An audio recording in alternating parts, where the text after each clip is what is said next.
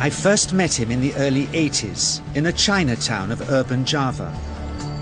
He didn't want his real name or address revealed, so we called him DJ for Dynamo Jack. He was only a healer, he said, but he did direct a powerful energy generated from his own body into his patients. Sometimes he used the needles, sometimes just his hands. He called the energy Qi, and it was so strong that he usually needed a grounder to hold his patients' feet.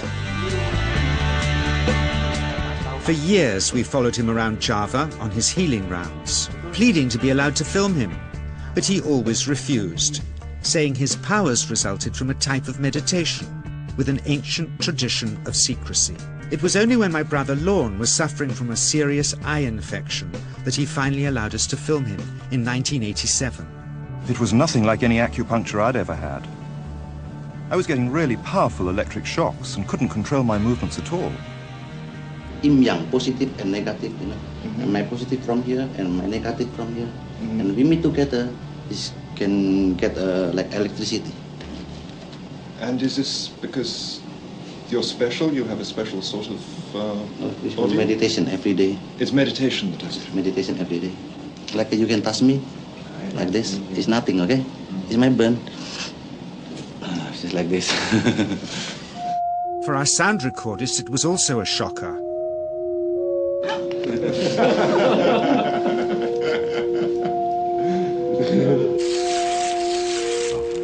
He then took our newspaper outside and showed us how Qi can also be used to set things on fire.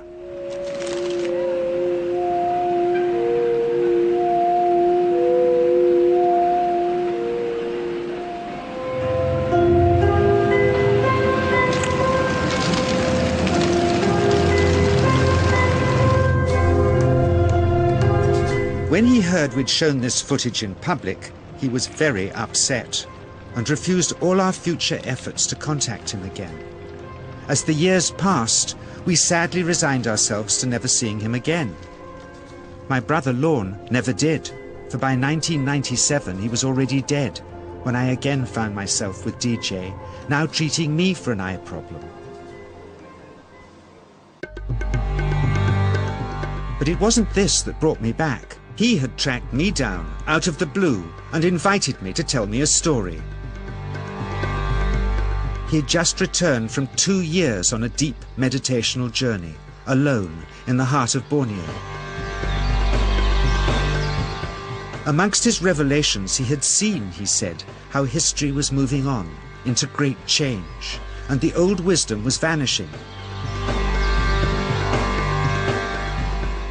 So he'd called me back to film just enough of him to remind us that we all have undreamed of powers sleeping within us, and that there's nothing special about him except for his training in waking them.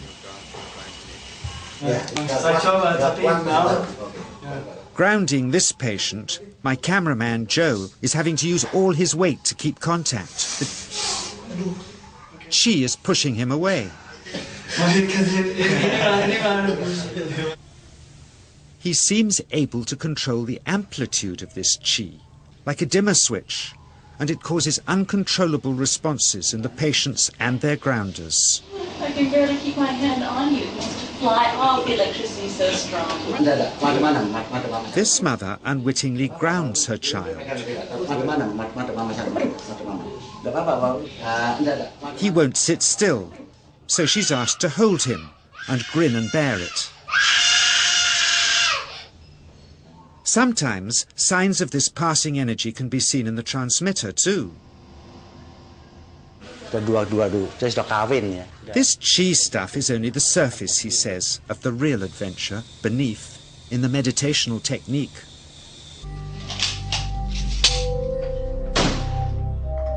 Projecting Qi from the palm of the hand can also be used to resist rifle pellets, he says.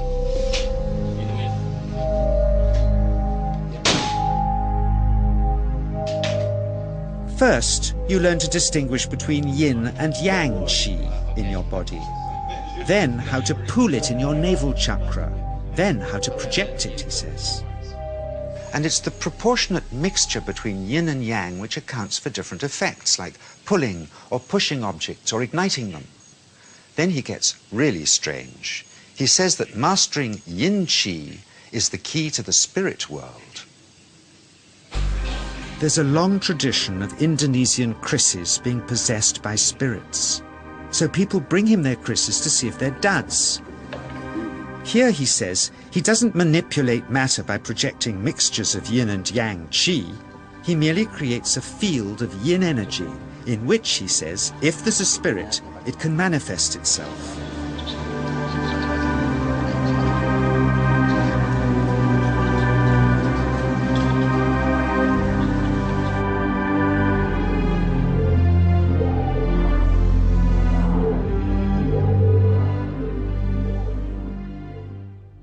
So I invited a small group of scientists back from the United States with measuring equipment to test if DJ was for real.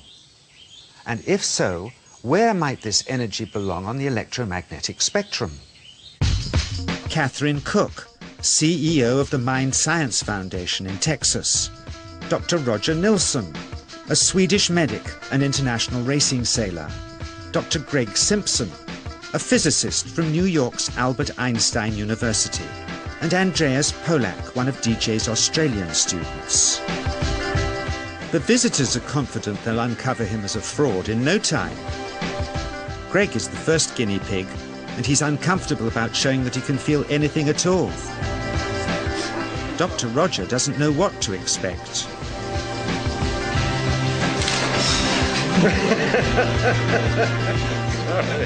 Out comes the metal detector, like the things they use in airports, to see if he has any concealed metal in his body. Then the voltmeter, to try and measure the qi. But how to get it to work? Where's the ground? What settings? DJ suggests that as his negative is his perineum, and his positive is his navel chakra, perhaps that's where the electrode should be attached. He doesn't stand on his dignity. He's eager to help, but still no readings. They're getting shocks off his arm, and now they're on the right settings, but the needle still isn't moving. DJ says it isn't electricity, it's qi. It's 1, 2, up, I feel it in my whole body. I feel it at 3, 0.3, I feel it in my legs. Shit, But suspecting there's some tricky setup on his premises they can't find, they insist we all go to a randomly chosen hotel room several miles away to see if he can light a light bulb with his fingers. It doesn't ground on the wall. So Greg holds and grounds one wire, while DJ pumps qi through the other. The bulbs are LEDs, light-emitting diodes, which ignite in different colors according to the intensity of current. Good. on, off, on. Brilliant. Oh, you're blinking. Things were going well. DJ was enjoying it too, until he invited us all out to lunch at his local, where he tried to push a chopstick through the table. He couldn't get it through the formica surface, so he came up through an inch of wood from underneath.